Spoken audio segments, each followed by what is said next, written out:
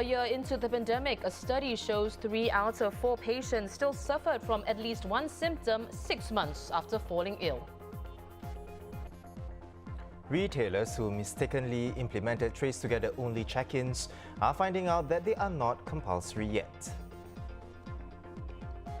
The top of the table clash we've been waiting for. Liverpool and Manchester United go head-to-head for the first time this season.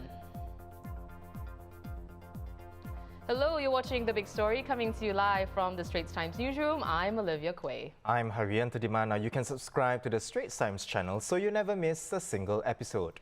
30 new COVID-19 cases confirmed today, with one in the community.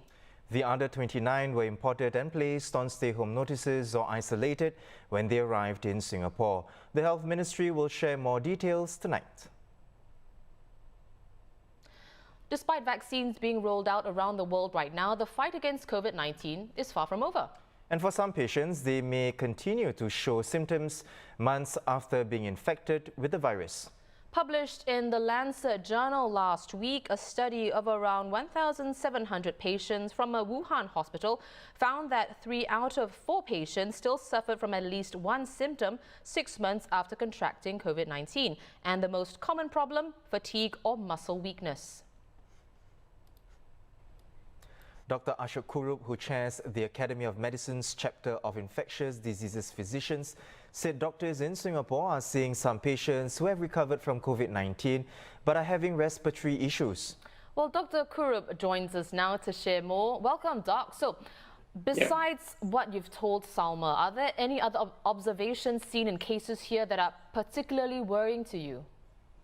Well, to be honest, not at the moment. I think that our numbers, fortunately, of very sick individuals, etc., were not very high at the outset. But we are seeing patients who come back from the region.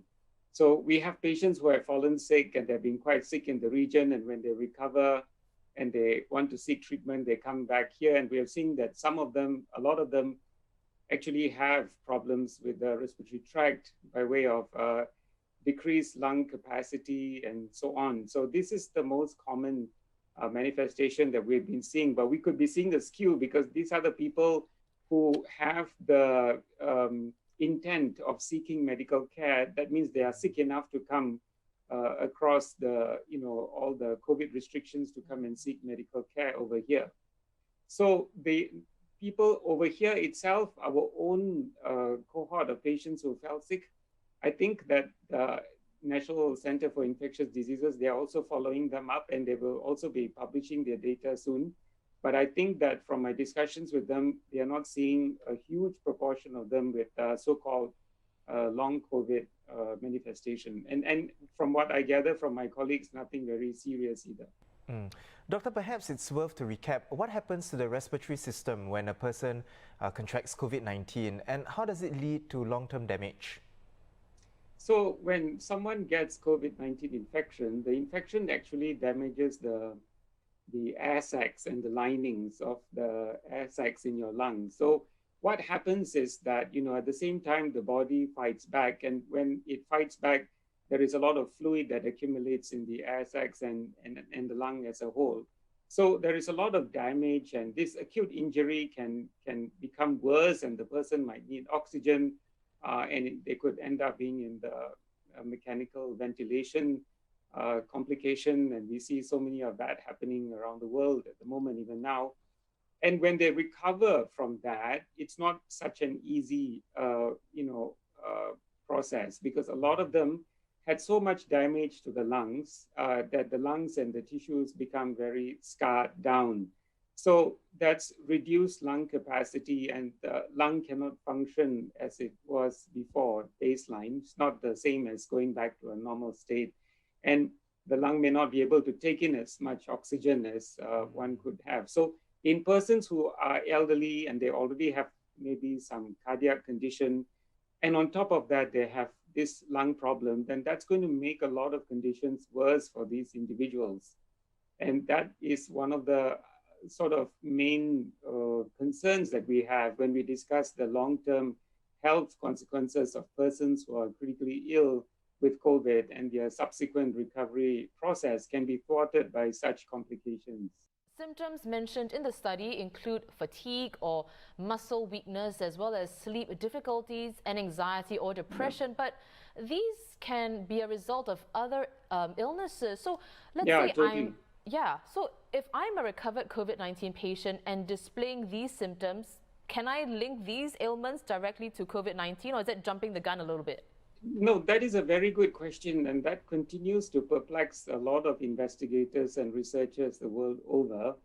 In the US, we have heard that it is very difficult because the symptoms, as you rightly pointed out, are quite nebulous, and they can be sort of, any other kind of infection or illness. And to be honest, there are many different kinds of viruses or some specific bacterial conditions that can do the same thing. For example, a bad case of influenza or some viruses like adenoviruses and so on. When they make a person sick, they can do, some collateral damage, and that individual can continue to suffer in the aftermath. So it's not so easy to boil this all down. And also the other problem is the issue about infodemic. Maybe, there is a lot of media attention on a lot of these concerns that people bring up. So is it a real phenomenon, or are people overlooking, or not overlooking, but maybe looking too much or reading too much into the symptoms? On one hand, it's about planning and looking into these cases even more closely. But let's talk about the long-term effects. What is the medical community doing about these long-term effects? Are they treatable? So we treat a lot of the complications depending on what kind of severity they have. So for example, the lung concerns that we just spoke about, or some of them can have cardiovascular conditions or conditions affecting the heart. And so what happens is that, of course, there are different specialists who need to be involved. Like, for example, when it comes to the lung, there's a lung specialist. When it's a heart, then it's a cardiologist. Some patients might have what they call the brain fog, or some kind of big neurological symptoms, and you might need the neurologist for that, and sleep difficulties. And so what we are trying to say is that, you see, firstly, as the medical community at large, we need to firstly find out for ourselves what is the problem that we have, especially locally in our setting. So number one, we have to figure that out. So we have to have a system in following up certain individuals who we think might end up having complications, and therefore follow them up. That's number one. Number two, we do need to have a multidisciplinary kind of an approach, one that is integrated so that there can be a rational approach to the research agenda as well, which can then inform appropriate therapeutics, which can answer the question that you posed, whether or not such individuals would benefit from certain kinds of interventions or not. Mm-hmm. So it is a kind of a research agenda. It is a kind of process that we all need to work together to kind of do this in a very seamless way. Otherwise, there'll be a lot of disintegration of services. People might be seeing one specialist jumping to the other and doctor hopping, and that is not going to help anyone, least of all the patient.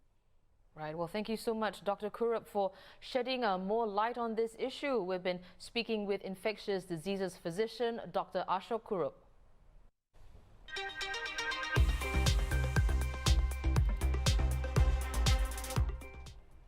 In other local news, authorities are telling retailers to hold off using trace together only check-ins after some jumped the gun and displayed posters of the new requirement.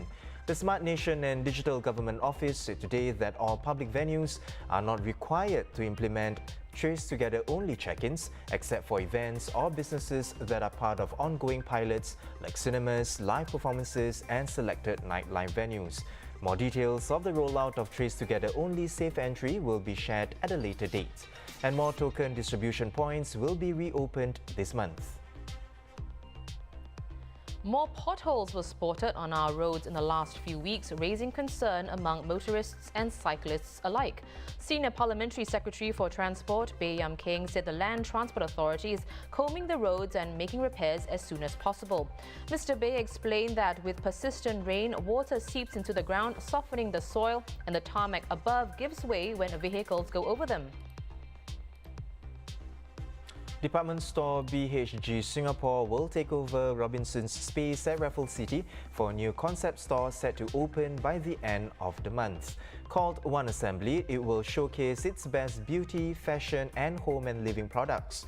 It was reported just yesterday that Courts will be moving into Robinson's vacated space at the Heron. When we think back on the difficult year that was 2020, something that comes to mind were the eerily empty streets, the empty places during the circuit breaker here in Singapore. That is the power of pictures, isn't it, Olivia? You know, some of 2020's best photos will be on show at the National Museum from tomorrow to February 7th at a photography exhibition by the Straits Times and World Press Photo. The Through the Lens exhibition will feature ST photojournalists' coverage of the COVID-19 pandemic in Singapore, as well as photos submitted for the 2020 World Press Photo Competition. The WPP side of the exhibition includes its 2020 Photo of the Year. Here it is. The image depicts a young man lit by the lights of mobile phones as he recites protest poetry against military rule in Khartoum, Sudan. And as this section will feature photographs documenting Singapore's fight through the pandemic, including those from the A City at a Standstill series. Well, in a webinar later this month, 4 of ST's photojournalists will also be discussing the role that photojournalism plays during a public health crisis, as well as the challenges and importance of showing the human face and costs of the pandemic. It's set for January 27th at 12:30 p.m. Now, attendees will have to register first. More information is available at straitstimes.com.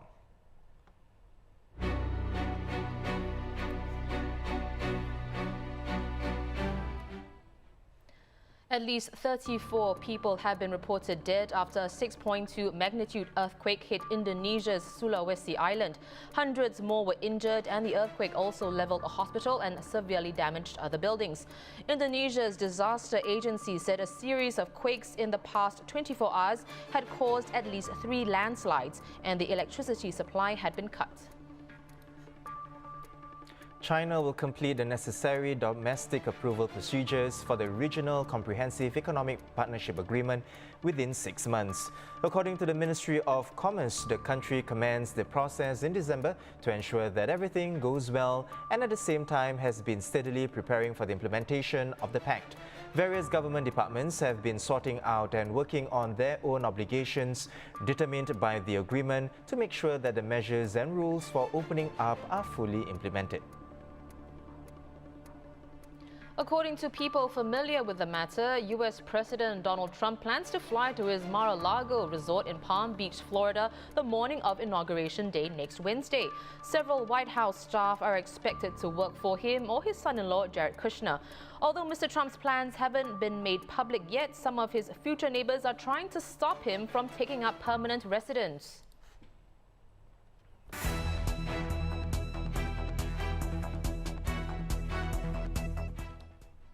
Now, in the world of sports, for the first time in 12 years, storied rivals Liverpool and Manchester United find themselves gunning for the Premier League title. Well, both teams meet on Sunday night at Anfield. United went 3 points clear of Liverpool with a midweek win, and victory on Sunday will stretch their lead to 6 points. But if Liverpool win, they will reclaim top spot on goal difference. So let's look ahead to this much-anticipated clash with sports correspondent Sazali Abdul Aziz. Sazali, in a time of new normals, it's a welcome dose of nostalgia to see a historic rivalry again, especially at the top of the table. Now, this will be the season's first meeting between Liverpool and Manchester United, played out in an empty stadium, unfortunately, but nonetheless, all eyes will certainly be fixed on Anfield. So, set the scene for us. What does this fixture mean to football fans, especially in this time of uncertainty? Well, I think even with the new normal and even after all that has happened in 2020, I think Manchester United heading to Anfield as Premier League leaders has to be up there as one of the weirdest things anybody would have predicted. And you're right, all eyes are going to be on this game. It's so intriguing. I think for the first time in a long time, there's no clear favourite in this game. And for the first time in a long time, some are even saying Manchester United have the edge. So there's a lot of riding on the game for sure. If you're a Man United fan, you want to see them, show their title credentials, that they're for real. If you're a Liverpool fan, you want to see them send a message to United, and put them in their place. And if you're a neutral like me, I don't have a dog in this fight. I think we can expect a very, very interesting and hopefully exciting game of football. Right. So this is being billed as the fixture between two title contenders.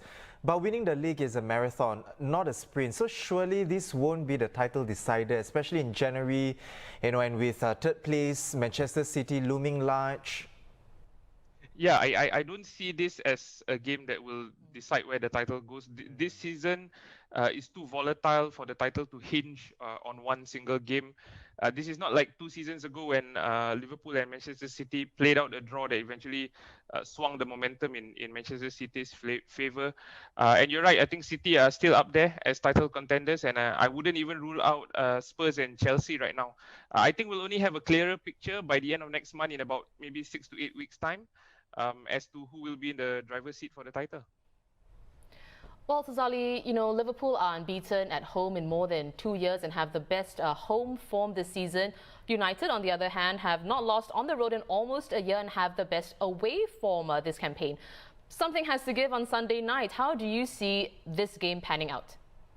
Well, yeah, the form book certainly adds to the intrigue of the game. As I said, it's a really unpredictable season and unpredictable match coming up. And you have to remember, Manchester United have history as streak conquerors, if you will. I think in 2004, they ended Arsenal's Invincibles run of 49 games unbeaten, and a year later, they ended Chelsea's 40-match unbeaten run. So they have it in their blood almost. They have a knack for doing it. I do think Liverpool have been sleepwalking a little bit in the last few games, and a game against your bitter rivals, I think, is the best way to wake up and show everyone that you still mean business. So I think they'll be fired up from the first whistle to try and stamp their class and their authority over United. But it's not going to be easy because United have been a lot more solid in their last few games than they were earlier in the season. So it'll be a battle to see who can establish dominance for sure. Right. Now, Saz, just before we go, I have to put you on the spot. What is your score prediction? I think this is the worst year to be a football pundit or to have to make predictions because the scores and the games have been so unpredictable. But I reckon Liverpool will remind everyone that they haven't suddenly become a bad team overnight. I think they'll nick it 2-1. All right, so we have it from Saz himself. Well, thank you so much for coming onto the show to speak with us, Saz. We've been speaking to Sazali Abdul Aziz, sports correspondent for the Straits Times. Well, Liverpool versus Manchester United, a match to stay up for on Sunday night for sure. And if Saz is correct, there could be some disappointed colleagues of ours on Monday. Oh dear. Well, for more news and videos, visit straitstimes.com. And subscribe to our YouTube channel by hitting the red button below. Once again, I'm Haryanto Diman with Olivia Quay. Join us next week for more stories on The Big Story.